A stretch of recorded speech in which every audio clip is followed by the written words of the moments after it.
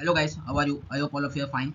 From today, we will be start solving competency-based question for class 10 mathematics.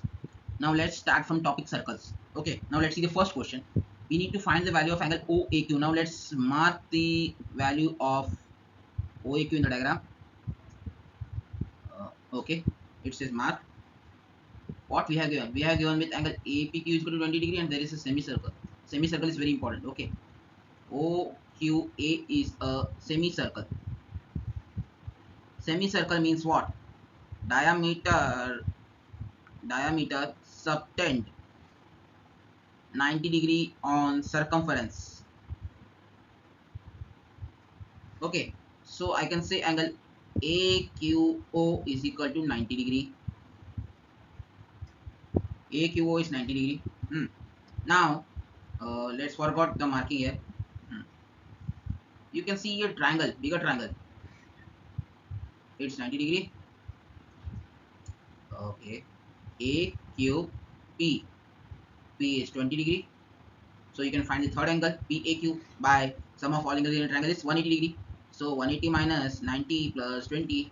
So it's how much? 70 degree. So we get the value of angle PAQ is equal to 70 degree.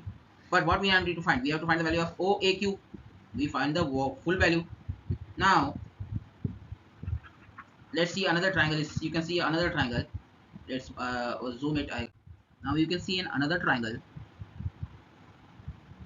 AOP. Okay, I know my drawing is not that good, but it's sufficient for you to understand the concept. AOP. We know that this is radius, OP is radius, O is also radius of the circle. It's a radius, it's the radius. Radius same means it's an isosceles triangle.